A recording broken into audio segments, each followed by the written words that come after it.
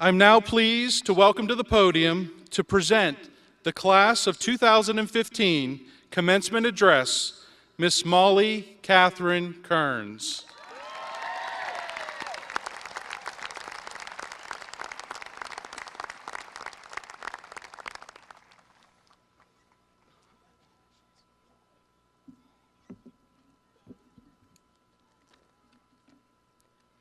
Thank you all, and good evening, Mount Lebanon educators, families, friends, and of course, my 435 fellow graduates. For the past semester, year, and really the entire high school experience, I've heard over and over again variations of, "I just can't wait to graduate." It's true, this moment, while bittersweet, is one that we've waited for, desperately to come. Since this moment is finally here, I urge you to take a moment to take it all in. The hundreds of white chairs placed in near-perfect rows, the tassel of your graduation cap dangling beside your ear, and the bleachers, a sea of loved ones all eager to take thousands of photographs tonight, most of which will come out blurry. Often, graduation concentrates solely on the academic aspects of our high school careers, the parts of our education measurable by letter grades, test scores, and percentiles, the requirements to receive a diploma. Some of my peers may appreciate this academic focus, but others might not relate.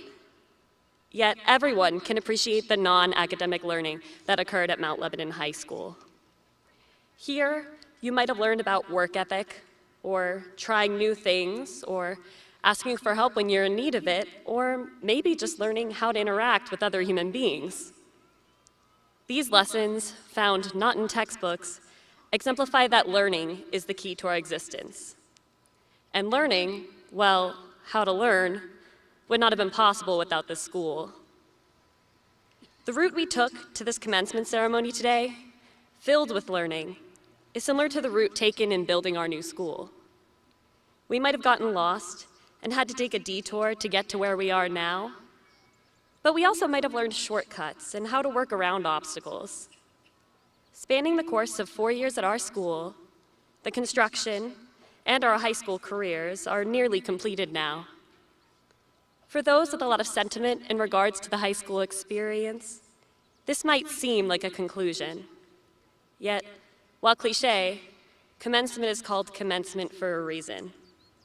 Like the new school, we are still not quite broken in yet, as we prepare to see if the skills we have acquired here will serve us well in the future. By learning, Mount Lebanon students are prepared to change the world in ordinary ways. We are often told that the people around us will cure cancer, invent hovercrafts, and become the next Joe Manganiello. While I have no doubt that the students comprising our graduating class are capable of achieving these great feats, I think it's time to evaluate what a meaningful life is and how we will pursue it. Each and every one of these people, once given their diploma, is equipped to go out into the world and live a good and decent life. Maybe this includes finding the cure to a disease that plagues hundreds of thousands of people, or maybe it just means being kind to a neighbor, being a good parent someday, or taking care of our own parents, advising a friend trying to make a difficult choice. Last year, I came across an adaptation of a story by Lauren Isley, and I'd like to share it with you. A young man is walking along the ocean and sees a beach on which thousands of starfish have washed ashore. Further along, he sees an old man picking up one starfish after another and tossing each one gently into the ocean. "Why are you throwing starfish into the ocean?" the young man asks. "Because the tide is going out, and if I don't throw them further in, they will die." "But old man, don't you realize there are miles and miles of beach and starfish all along it? You can't possibly save them all. You can't even save 1/10 of them.